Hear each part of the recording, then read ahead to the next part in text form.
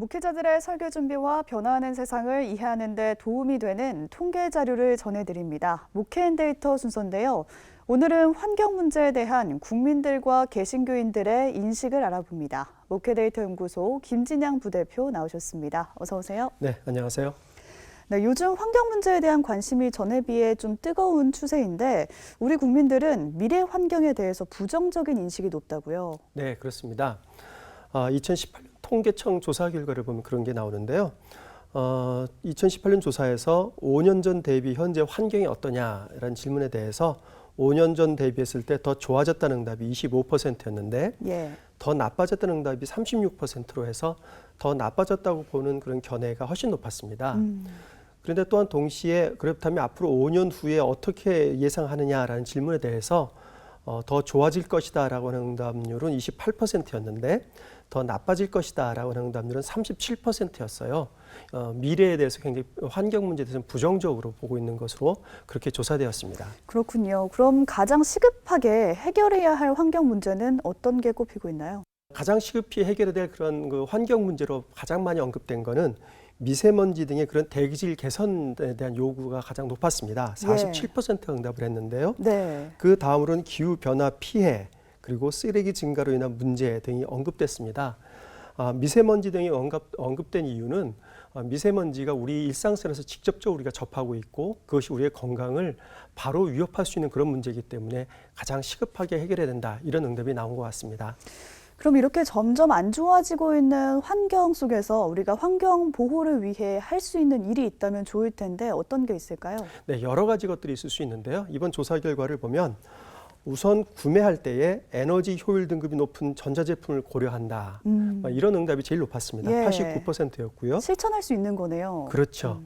그다음에 우리 주부님들이 대개 거의 다 실천하고 계시는 것들이 마트나 시장 방문할 때에 비닐봉투 대신에 장바구니를 가지고 간다. 이것도 한 86%가 실천하고 있습니다.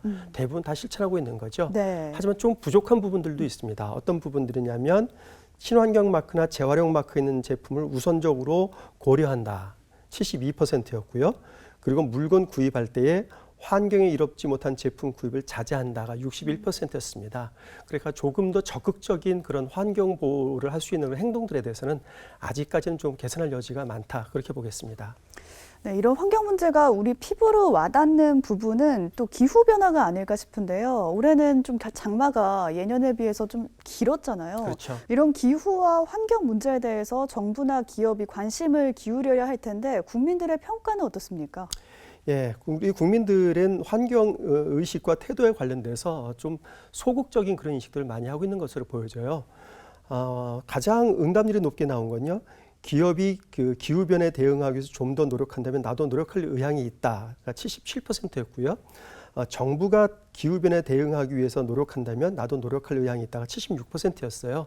그러니까 본인이 먼저 적극적인 것보다는 기업과 정부가 나서면 나도 하겠다는 응답률이 높았던 거고요. 그리고 나는 가격이 좀 비싸도 친환경 제품을 살 생각이 있다 하는 응답률은 37%밖에 안 됐어요. 그러니까 자기가 좀 더 노력을 하고 경제적 부담을 지면서도 환경 문제 해결에 좀 기여하겠다, 노력하겠다 이런 데 대해서는 좀 소극적인 태도를 보이고 있는 것으로 조사되었습니다. 이런 환경 문제를 해결할 수 있는 가장 효과적인 방법이 있다면 어떤 게 있습니까? 환경 문제 해결에서 가장 효과적인 방법이 무엇이냐 하는 질문에 대해서 환경 피해 유발에 따른 처벌 강화, 이 응답이 38%로 제일 높게 나왔습니다. 처벌 강화요? 그렇죠. 규제를 해야 된다는 겁니다. 그리고 오염물질 배출 시설 및 업종 등의 세금 부과도 24%가 언급됐어요. 그러니까 환경 문제에 대해서 규제를 하고 세금을 부과하고 벌금을 부과해야 된다. 이런 응답들이 많이 나왔고요. 그 외에도 오염물질 저감 기술 개발 투자 확대를 해야 된다. 그리고 환경 보존 노력에 대한 금전적인 보상을 해야 된다는 응답률도 한 20%, 30% 정도 나왔거든요. 그러니까 환경 보존을 위해서 노력하는 데에는 그만큼 보상을 해줘야 된다. 이런 인식들도 깔려 있습니다. 네. 지금까지 미래 환경에 관련해서 우리가 통계를 살펴봤는데 이런 통계가 우리에게 시사하는 바가 있다면 어떤 점이 있을까요? 우리가 흔히 이야기하기를 하나님께서 인간을 피조물로 창조하셨고 하지만 다른 피조물들을 관리할 수 있는 그런 청지기적인 직분을 맡겨놨다고 그렇게 이야기를 하고 있지 않습니까? 네. 근데 인간은 좀 더 안락하게 살고 싶고 좀 더 풍요롭게 살고 싶은 그런 욕망 때문에 자연을 파괴하고 인간의 욕망을 위해서 자연을 수단화하고 도구하는 그런 행동을 보였죠. 그것의 결과가 자연 파괴였고요. 그의 대가가 우리의 생명과 안전을 위협하는 것으로 그렇게 나타났습니다. 따라서 환경을 좀 더 개선하기 위해서는 먼저 우리의 욕망을 제어할 필요가 있습니다. 그래서 우리가 좀 더 절제된 소비를 하고 환경에 좋은 제품들을 소비를 하고 그런 행동을 함으로 말미암아 우리의 행동으로 자연이 조금 더 나아지는 그런 역할을 우리가 수행할 수 있고요. 교회도 이제 각 교회 안에서 일회용품 사용을 자제하고 그리고 에너지를 활용을 잘 한다든지 에너지 절약 운동을 한다든지 해서 그런 환경보호 운동에 나설 필요가 있고요.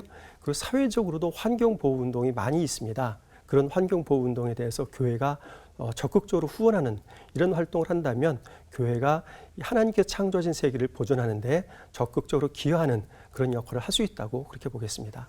네, 우리 교회가 아무래도 앞장서서 하나님의 나라를 갖고 나가는데 도움이 됐으면 좋겠습니다. 오늘 말씀 여기까지 듣죠. 지금까지 세상과 교회 흐름을 통계로 살펴봤습니다. 목회데이터 연구소 김진양 부대표 함께했습니다. 고맙습니다. 네, 감사합니다.